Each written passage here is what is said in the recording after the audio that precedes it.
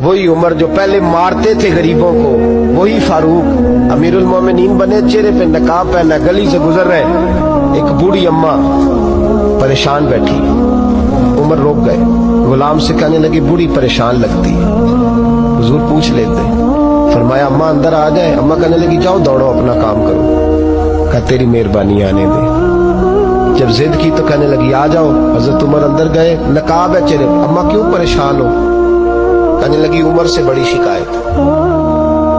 کیا ہوا؟ کہنے لگی بوڑھی بھی ہوں، بیوہ بھی ہوں، بے اولاد بھی ہوں، 25 دینار کا قرضہ چڑھ گیا، 3 دن ہو گئے روٹی نہیں کھائی، عمر امیر المومنین ہے، اس نے میرا حال ہی نہیں پوچھا۔ حضرت عمر کہنے لگے اماں عمر کو کیا پتا تو اس حال میں ہے؟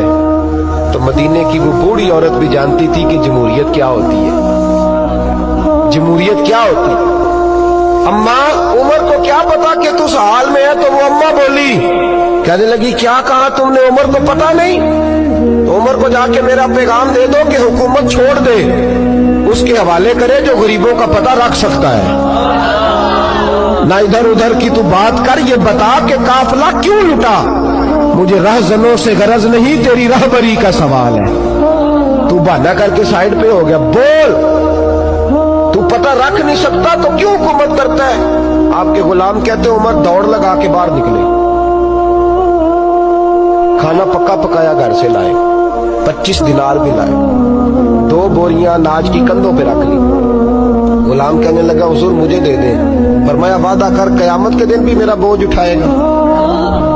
حضور میں نہیں اٹھا سکتا۔ عمر لائے، اس بوڑھی اماں کو 25 دینار دیے، 2-3 مہینے کا راشن دیا، کھانا کھلایا۔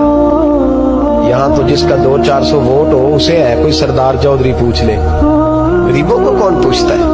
لیکن جب میلاد کا انقلاب آتا ہے پھر غریبوں کی عزت بڑھتی ہے۔ حضرت عمر اماں کے پیروں میں بیٹھ گئے، کہنے لگے اماں چل عمر کو میری خاطر معاف کر دے۔ اماں نے ایک لفظ کہا تو آپ کے غلام کہتے ہیں عمر کو اتنا روتے کبھی نہیں دیکھا جتنا عمر آج روئے۔ اماں کہنے لگی میں کوئی نہیں معاف کروں گی، میں تو بوڑھی ہوں، کسی وقت بھی بلاوا آئے گا، جب میں مروں گی نا نبی پاک میری قبر میں آئیں گے تو میں عمر کی شکایت لگاؤں گی، میں کہوں گی محبوبہ میں غریب نہیں، مجبور پریشان، آپ نے اس کی ڈیوٹی لگائی تھی، اس نے میرا حال نہیں پوچھا۔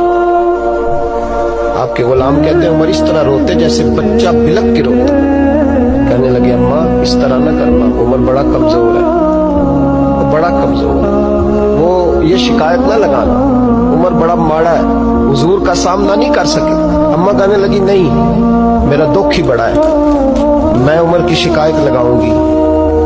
حضرت فاروق اعظم منت کرنے لگے تو بوڑھی کہنے لگی چل تیری خاطر عمر کو معاف کیا۔ حضرت عمر کہنے لگے مجھے لکھ کے دے، اماں کہنے لگی تم لکھ دو میں سائن کر دیتی ہوں۔ حضرت عمر نے لکھا فلاں بنت فلاں عمر سے ناراض تھی، پھر عمر نے راضی کر لی۔